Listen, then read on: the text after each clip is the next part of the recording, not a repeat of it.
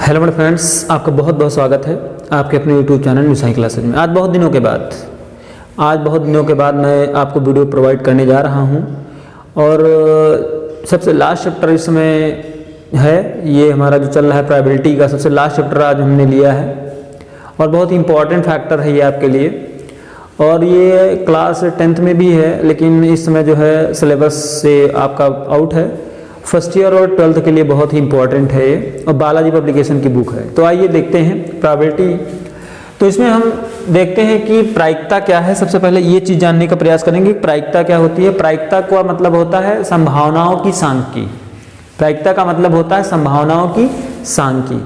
देखिए, बहुत पहले की बात है कि सभी प्रकार के जो है हमारे पास कैलकुलेटिव सिस्टम थे पूरे, लेकिन जो सटारी लोग जो थे और जो जुआरी और सटारी ये सब जो लोग थे जो सट्टे बाजारी वगैरह करते हैं, तो इन लोगों को बहुत ज़्यादा प्रॉब्लम होती थी कि बहुत मतलब जो जीत रहा था वो जीतता जा रहा था, जो हार रहा था वो हारता जा रहा था जुए में। तो इन लोगों ने सोचा, और या मान लीजिए कि किसी के पास गए जो अच्छा मैथमेटिशियन था, तो उससे इन्होंने कहा कि मतलब कुछ ऐसा सिस्टम होना चाहिए कि जिससे कि हम लोग भी मतलब कोई एक पॉसिबिलिटी होनी चाहिए कि मतलब कितने समय तक हम हारते रहेंगे। कुछ तो सिस्टम बनना चाहिए कि हम भी कभी हमारा भी चांस आए कि हम भी मतलब कि पास्ड हो सकें। तो उसमें क्या हुआ कि मैथमेटिशियन जो उस समय के थे उन लोगों ने उस पर कार्य स्टार्ट किया। तो उन्होंने पहले सिक्के को लिया, सिक्के को उछालना शुरू किया। 10 बार सिक्के को उछाला उन्होंने।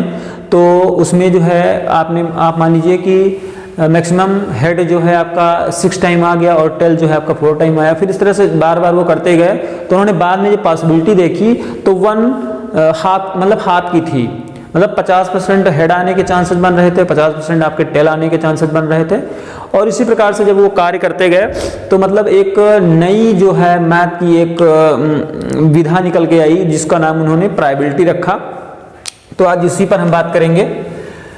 इसमें जो सबसे पहला पॉइंट होता है परीक्षण का। इसमें परीक्षण होता है। तो परीक्षण देखिए क्या होता है। इसमें होता है कोई संक्रिया जिसका कोई एकदम से फिट परिणाम ना हो, उसे हम क्या कहते हैं, वो मान के चलिए वो परीक्षण होता है। परीक्षण का मतलब क्या होता है कि कोई चीज़ का कोई पहले से फिक्सेशन नहीं होता है कि ये चीज़ मतलब हो ही जाएगा।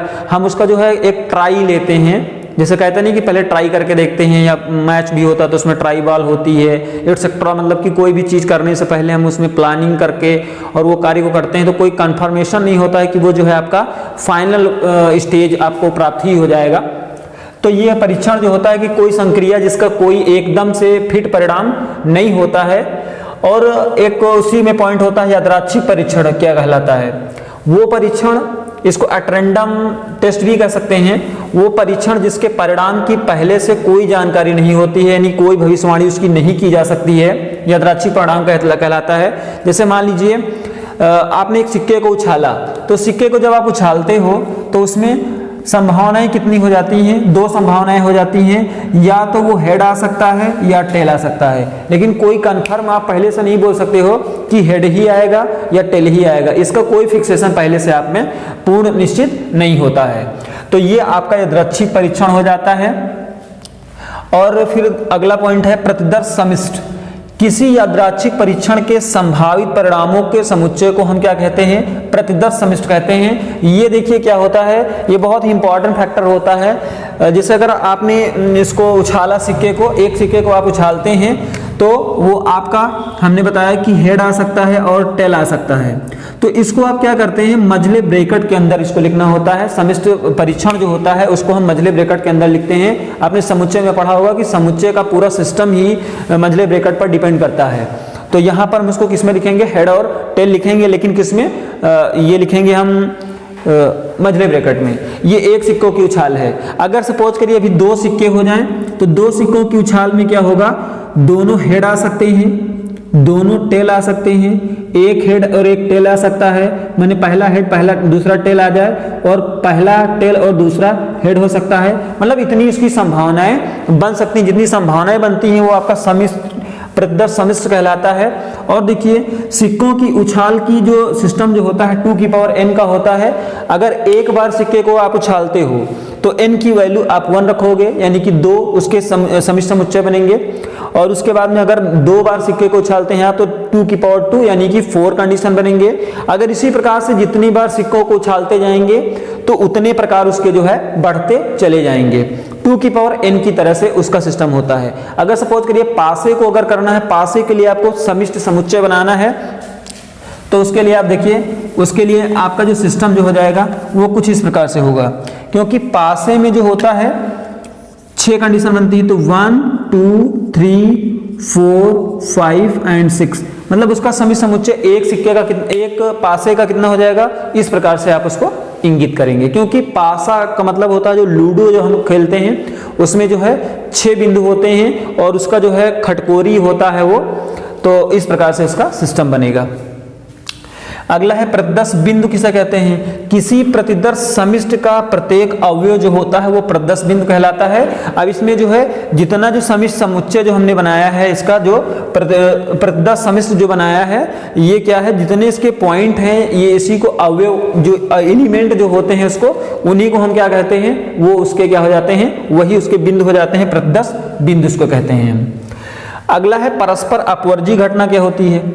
यदि किसी एक घटना के घटित होने पर अन्य घटनाएं घटित न हो, माने किसी एक घटना के घटित होने पर जब कोई दूसरी घटना न घटित हो तो उसे हम क्या कहते हैं, परस्पर अपवर्जी घटना कहते हैं। जैसे मान लीजिए हम सिक्के की बात ही कर रहे हैं, अगर एक सिक्के को उछालते हैं तो उस पर जब हेड आएगा तो टेल नहीं आएगा, जब टेल आएगा तो हेड नहीं आएगा, यानी कि दोनों चीजें जो है एक साथ में नहीं आ सकती हैं, इसलिए वो क्या हो जाएंगी, परस्पर अपवर्जी घटनाएं हो जाएंगी।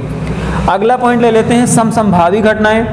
किसी एक घटना के घटित होने की संभावना को दूसरी घटना के घटित होने की संभावना पर वरीयता नहीं दी जा सकती। ये भी सिक्के की अगर बात कर लें, जब हेड है तो टेल, हेड और टेल जो है एक दूसरे पर डिपेंडेबल सिस्टम है, तो यहाँ पर जो है समसंभावी घटनाएं ये आपकी हो जाएंगी। तो इस प्रकार से जो हम प्रायिकता का थोड़ा सा जो कॉन्सेप्ट लेकर आए हैं, हल्का सा मैंने कॉन्सेप्ट बताने का प्रयास किया है। अगर कॉन्सेप्ट आपको अच्छा लगा हो तो वीडियो को लाइक जरूर करिएगा। और जो है कुछ सूत्र भी मैं आपके लिए लेकर आया हूं जो इस्तेमाल होंगे आपके। तो ये देखिए, आपने कुछ सूत्र मैंने लिखा है, a माइनस बी अगर है तो उसको हम इस प्रकार से लिख सकते हैं, a इंटरसेक्शन b डैश है, ये b माइनस a है तो b इंटरसेक्शन a डैश होगा। ए यूनियन इसको बोलते हैं। यूनियन का मतलब होता है कि मतलब कि दो अगर दिए गए हैं, ए और बी दिया गया है, तो उनको आपको एक संग बनाकर करना है। और इंटरसेक्शन का मतलब होता है कॉमन चीजें आपको लेनी है जो दोनों में मिलती हैं, उसको हम ले लेते हैं, वो इंटरसेक्शन होता है। तो ये आपके कुछ सूत्र मैंने लिखे हैं, ये जो आपके इस्तेमाल होने वाले हैं, इसको आप नोट कर लीजिएगा, आपके 12th में भी ये इस्तेमाल होंगे। तो अब हम क्वेश्चन ज़्यादा हमने नहीं लिया है, 3 क्वेश्चन लिया है। तो ये हमारा क्वेश्चन है, कह रहा है कि एक सिक्के को फेंके जाने पर प्रतिदर्श समिष्ट ज्ञात करना है। तो मैंने अभी आपको बताया कि अगर एक सिक्के को अगर आप फेंकते हैं, एक सिक्के को अगर उछालेंगे आप, तो आपका समिष्ट कितना बन जाएगा, हेड हो जाएगा और आपका टेल हो जाएगा। क्योंकि एक सिक्के को उछालने पर 2 ही कंडीशन बनते हैं, या तो वो हेड आएगा या तो टेल, तो 2 संभावनाएं आपकी ये हो गई। अगला क्वेश्चन है कि एक पासे को फेंके जाने पर प्रतिदर्श समिष्ट क्या होगा। एक पासे को जब आप फेंकते हैं तो 1 2 3 4 5 और 6 ये आपकी 6 कंडीशन बन सकती हैं। तो ये आपका एक पासे को फेंके जाने पर प्रतिदर्श समिष्ट आपका ये बन सकता है, माने 6 कंडीशन से ज्यादा उसकी कोई कंडीशंस नहीं बन सकती हैं। अगला क्वेश्चन लेते हैं, मोस्ट इंपॉर्टेंट क्वेश्चन। एक पासा फेंका जाता है, माना घटना ई पासे पर संख्या 4 को दर्शाती है और घटना F जो है पासे पर सम संख्या दर्शाती है। तो सिद्ध करना है कि E व F जो है परस्पर अपवर्जी घटना अपवर्जी नहीं है। तो अपवर्जी घटना क्या होती है, यदि किसी एक घटना के घटित होने पर अन्य घटना घटित न हो।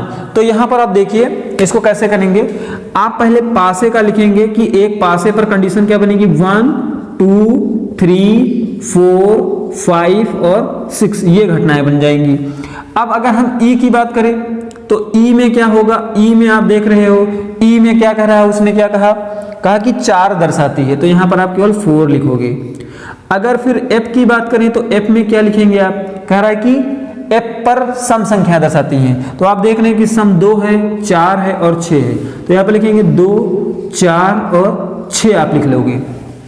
तो यहाँ पर ई और एफ की जब कंडीशन की अगर बात कर रहे हैं हम, तो यहाँ पर क्या हो जाएगा, ई और एफ में देख रहे हैं आप दोनों में क्या मिल रहा है। अगर हम यहाँ पर देखें पी ई इंटरसेक्शन एफ की बात करें, मैंने जो मैंने बताया, जो सूत्र बताया थे, तो इसका इंटरसेक्शन का मतलब होता है कॉमन फैक्टर। इन दोनों में कौन सी चीज कॉमन है आप देख रहे हैं, यहां पर आपको 4 कॉमन मिल रहा है।